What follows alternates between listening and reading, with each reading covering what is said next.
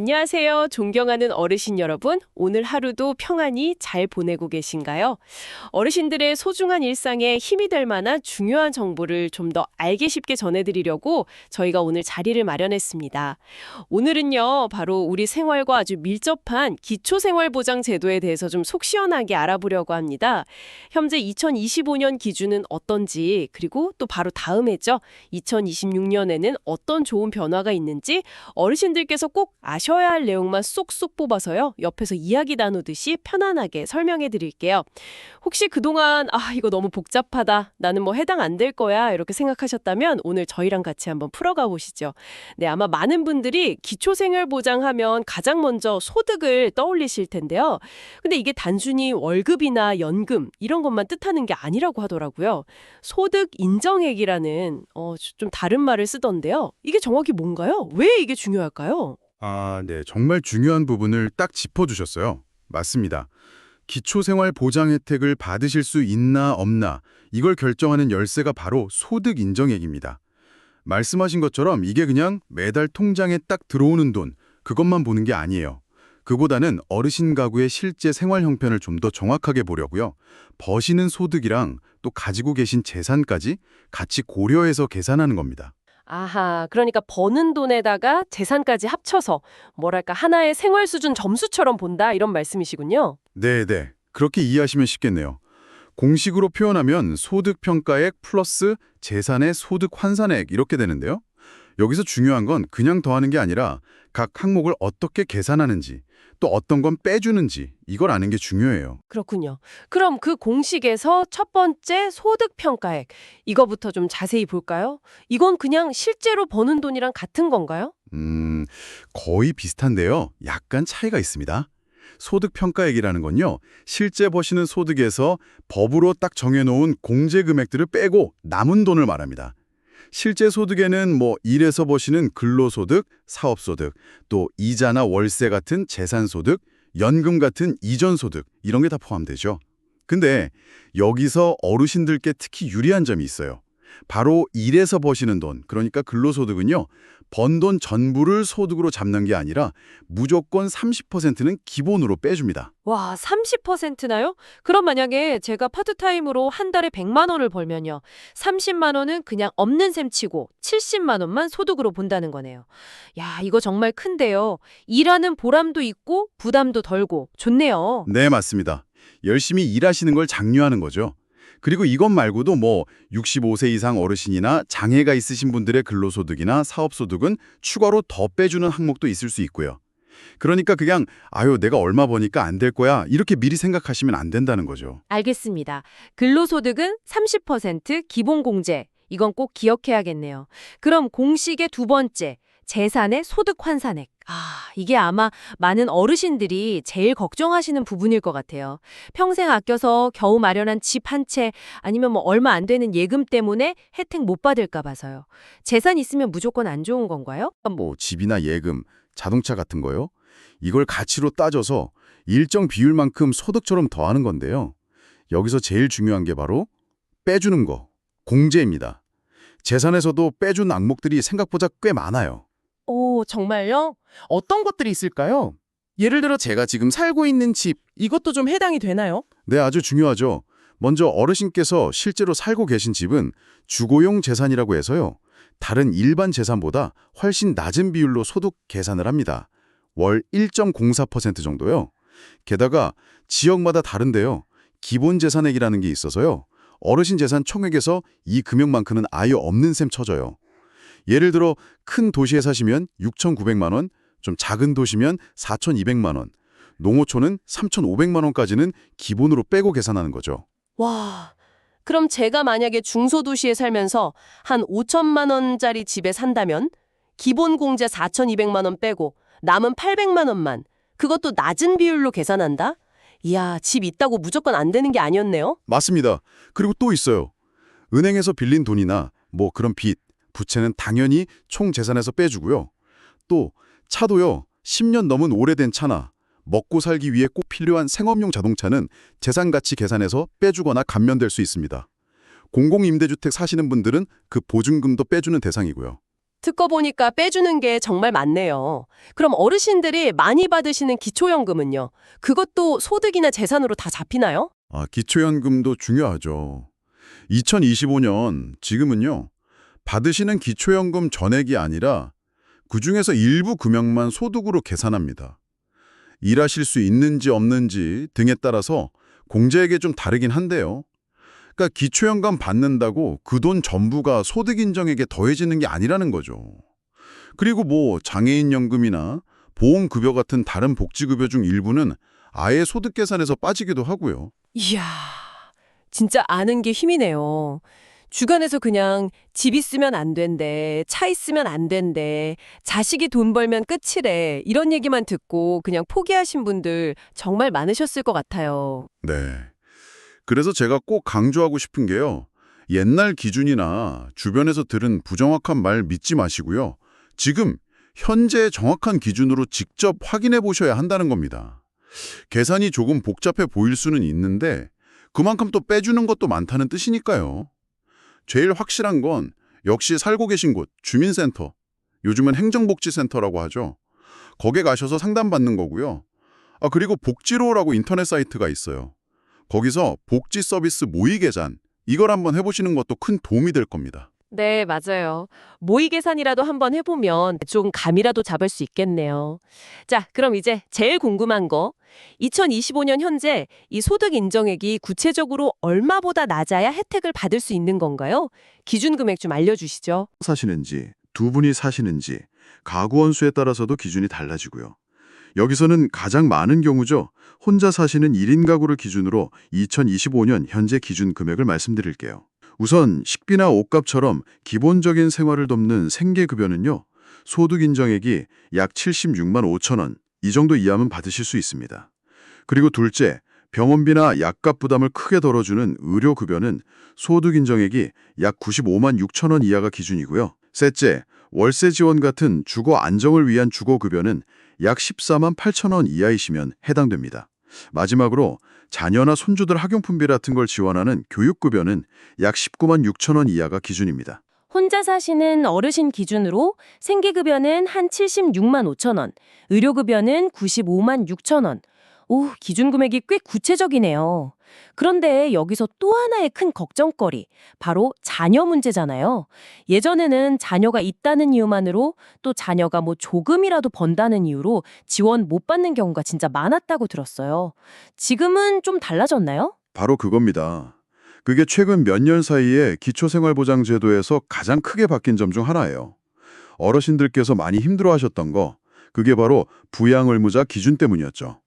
자녀나 사위, 며느리 같은 부양의무자 소득이나 재산 때문에 정작 어르신 본인은 어려우신데도 혜택을 못 받는 경우가 정말 안타깝게 많았어요. 맞아요. 제 주변에도 그런 분들 계셨어요. 그런데 그 기준이 이제 아예 없어진 거예요. 네, 단계적으로 계속 없어왔고요. 2025년 현재 기준으로요. 만 65세 넘으신 어르신이나 심한 장애가 있는 분이 포함된 가구는요. 생계급여하고 의료급여 신청하실 때 더 이상 자녀 같은 부양 의무자의 소득이나 재산 기준을 보지 않습니다. 주거급여는 그보다 더 전에 이미 폐지됐고요. 와, 진짜요? 그럼 이제 자녀가 있다는 것만으로는 전혀 상관이 없고 설령 자녀가 돈을 아무리 잘 벌더라도 어르신 가구 자체의 소득 인정액만 기준보다 낮으면 생계급여나 의료급여를 받을 수 있다 이 말씀이시죠? 야, 이건 정말 너무너무 반가운 소식인데요? 그렇습니다. 이 변화 덕분에 예전에 그 부양의무자 기준 때문에 아예 신청도 못하셨던 많은 어르신들이 새로 혜택을 받으실 수 있게 된 거죠. 이제는 오롯이 어르신 가구의 소득과 재산, 이것만 봅니다. 정말 다행입니다. 그런데요, 만약에 계산을 해봤더니 정말 아슬아슬하게 기준을 넘어요. 예를 들어 생계급여 기준이 76만 5천 원인데 내 소득 인정액이 한 78만 원 나왔다. 몇만 원 차이로 못 받으면 너무 속상할 것 같은데 방법이 없을까요? 물론 아쉬운 상황이죠. 근데 여기서 바로 실망하고 에이 안 되네 하고 포기하실 필요는 없어요. 생계급여나 의료급여 기준을 조금 넘으시더라도 다른 종류의 도움을 받을 가능성은 열려 있습니다. 예를 들면 정부에서 지원하는 자활근로 사업이라고 있어요. 거기에 참여해서 소득도 좀 보충하고 자립 준비도 하실 수 있고요. 또 갑자기 아프시거나 일자리를 잃어서 당장 생계가 어려워졌을 때는 긴급복지 지원 제도를 통해서 도움을 받으실 수도 있습니다.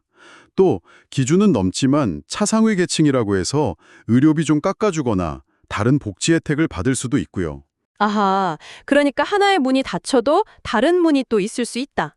이것도 정말 중요한 정보네요. 기준에 딱 안 맞아도 주민센터 가서 꼭 상담을 받아봐야겠어요. 네, 맞습니다. 포기하지 않고 상담하시는 게 중요해요. 주민센터 담당자분들이 어르신 상황에 맞는 다른 지원 방법이 있는지 찾아주실 수 있거든요. 네, 그럼 이제 이렇게 좋은 제도를 이용하려면 어떻게 신청해야 하는지 그 절차랑 필요한 서류 같은 것 좀 알려주시겠어요? 혹시 너무 복잡하진 않을까요? 신청 절차는 생각보다 간단합니다. 어르신께서 지금 살고 계신 곳의 주민센터, 즉 행정복지센터를 찾아가시면 돼요. 가실 때 몇 가지만 미리 챙겨가시면 더 빠르고 편하게 신청하실 수 있는데요. 기본적으로 신분증하고요. 급여를 받으실 어르신 본인 이름으로 된 통장 사본, 이건 꼭 가져가셔야 합니다. 그리고 신청서나 소득재산신고서, 금융정보 동의서, 이런 것들은 보통 주민센터에 다 비치되어 있으니까요. 가셔서 작성하셔도 괜찮아요. 가족관계 증명서 같은 건 담당 공무원이 컴퓨터로 확인할 수 있는 경우가 많지만 혹시 필요하다고 하면 그때 내시면 되고요. 신분증이랑 통장 사본, 요 두 개만 잘 챙겨가면 일단 되겠군요.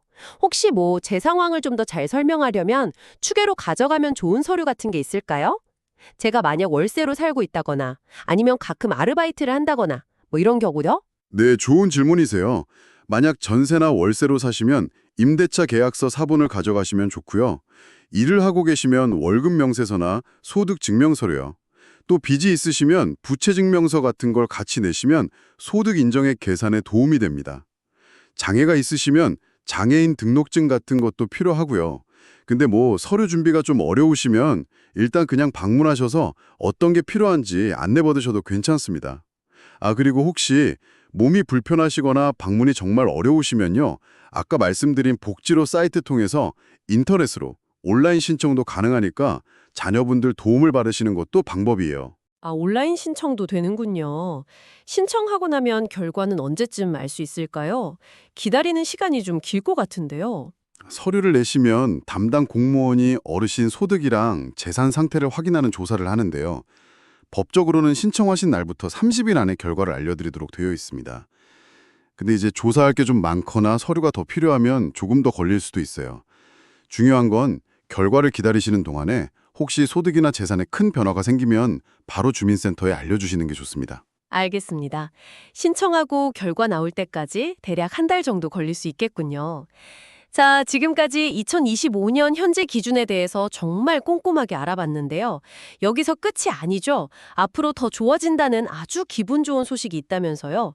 특히 2026년에는 정말 큰 변화가 있다고요. 네, 그렇습니다. 어르신들께 정말 반가운 소식일 텐데요.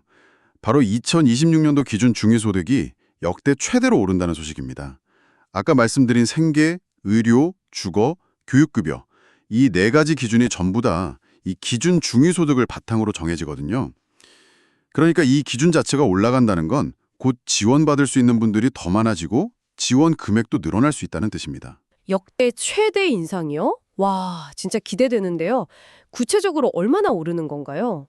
2026년 기준 중위소득은 전체 가구 평균으로 보면 6.51% 오를 예정인데요. 여기서 더 주목하실 점은 기초생활보장 받으시는 가구의 한 74% 정도가 1인 가구시거든요. 근데 이 1인 가구의 기준 중위소득은 이것보다 더 높게 7.2%나 오릅니다. 1인 가구는 7.2%나요? 세상에. 그럼 예를 들어서 올해 아슬아슬하게 생계급여 기준 넘었던 혼자 사시는 어르신이라면 내년에는 혜택받을 가능성이 아주 높아지는 거네요? 바로 그렇습니다. 예를 들어 2025년에 1인 가구 생계급여 기준이 약 76만 5천 원이었잖아요. 2026년에는 이 기준이 82만 원 이상으로 오를 걸로 예상됩니다. 의료급여, 주거급여, 교육급여 기준도 다 같이 올라갈 거고요.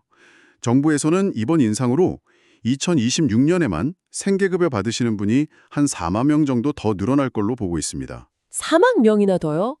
와, 정말 많은 분들께 새로운 희망이 되겠네요. 오래 없이 신청했다가 안 되셨거나 아예 신청을 망설이셨던 어르신들은 2026년에 꼭 다시 한번 도전해 보셔야겠어요. 네, 매년 기준이 바뀌니까요. 작년에 안 됐으니 올해도 안 되겠지 이렇게 생각하지 마시고 매년 새로 발표되는 기준을 꼭 확인하시는 게 중요합니다. 그리고 정부가 이렇게 기준 금액만 올리는 게 아니라요. 어르신들이 의료급여 더 편하게 이용하시도록 제도도 개선하고 교육급여는 쓰기 편하게 바우처 방식으로 지원을 강화하고 또 자활근로 참여 기회도 늘리고 이렇게 여러모로 제도를 계속 좋게 만들고 있습니다. 듣기만 해도 든든해지네요. 그런데 요즘 여기저기서 인공지능, AI 이런 얘기 많이 들리잖아요. 혹시 이런 복지 쪽에도 AI 기술이 쓰일 계획이 있나요? 네, 정부 차원에서도 그 AI 기술을 복지 시스템에 좀 써보려는 시도가 있습니다. 예를 들면 전기 사용량이나 건강보험료 내는 패턴 같은 여러 정보들을 AI가 분석해서요.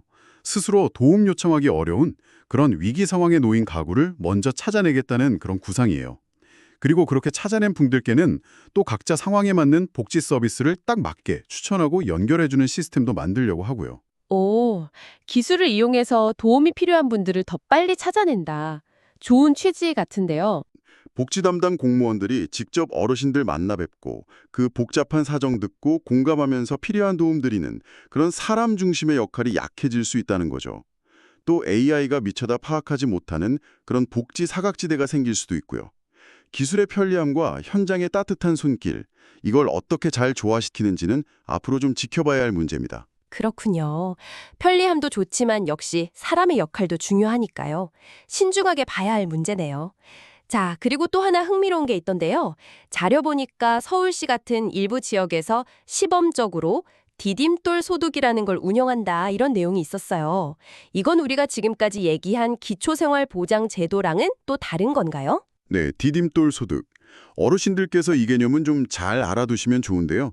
이건 현재 전국적으로 다 똑같이 시행되는 제도는 아니고요. 서울시나 몇몇 지방자치단체에서 자체적으로 시도하고 있는 좀 새로운 방식의 소득 보장 모델이라고 보시면 됩니다. 아직 시작 단계거나 시범적으로 운영하는 경우가 많아요. 전국적인 건 아니지만 새로운 시도군요.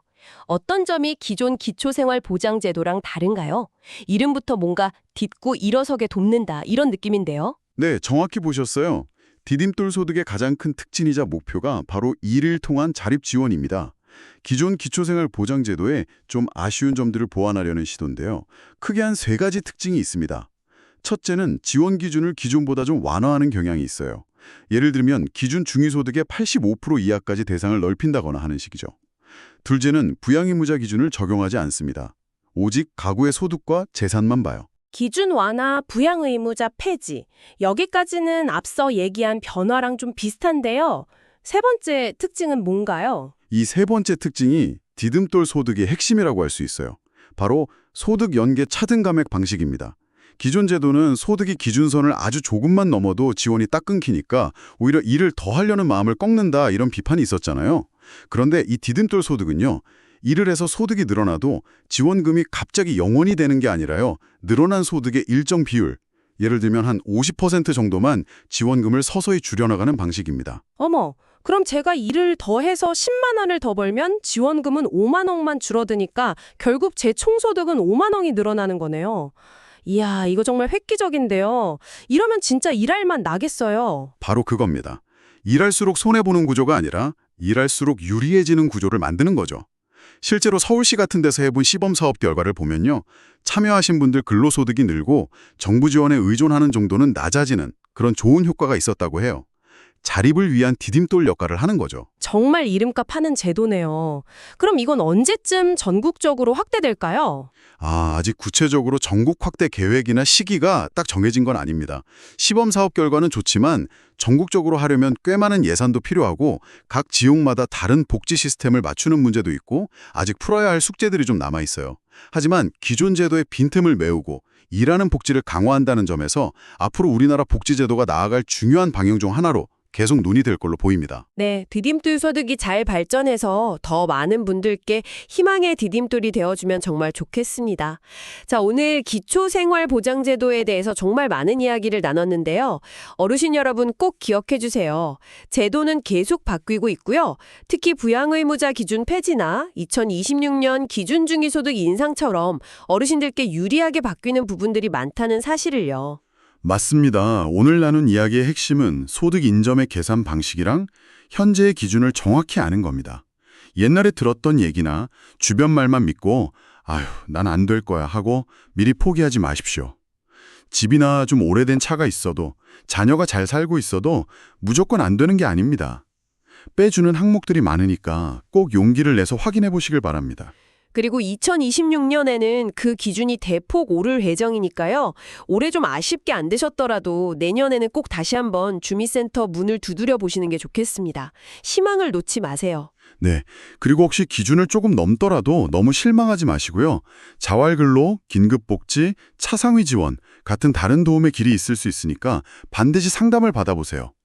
가장 정확하고 친절한 안내는 역시 어르신께서 살고 계신 곳의 주민센터, 행정복지센터입니다. 궁금한 점은 언제든 편하게 물어보시고요. 복지로 웹사이트 모의 계산 기능도 한번 활용해 보시길 권합니다. 오늘 이야기를 통해서 기초생활보장제도가 단순히 그냥 최소한의 생계를 보장하는 걸 넘어서요. 어르신들의 사회활동 참여를 지지하고 또 디딤돌 소득처럼 자립하려는 의지를 북돋는 방향으로 점점 나아가고 있다는 그런 느낌을 받았습니다. 앞으로 기술 발전이나 새로운 정책 시도들이 잘 어우러져서 우리 어르신 한 분 한 분의 삶이 더욱 안정되고 활기차질 수 있도록 우리 사회의 복지 시스템이 더 촘촘하고 따뜻하게 발전해 가기를 기대해 봅니다. 저희가 오늘 정성껏 준비한 이야기는 여기까지입니다. 오늘 저희가 나눈 정보들이 어르신 여러분의 생활에 작게나마 보탬이 되고 또 마음의 위안과 희망을 드릴 수 있었기를 진심으로 바랍니다. 오늘 정보가 유익하셨다면 구독과 좋아요를 꼭 눌러주세요. 저에게 정말 큰 힘이 됩니다. 다음에도 어르신들 때 꼭 필요한 알찬 정보, 귀에 쏙쏙 들어오는 쉬운 설명으로 다시 찾아뵙겠습니다. 부디 항상 건강하시고 웃음 가득한 행복한 나날 보내시길 기원합니다. 좋았다면 구독, 좋아요 눌러주세요.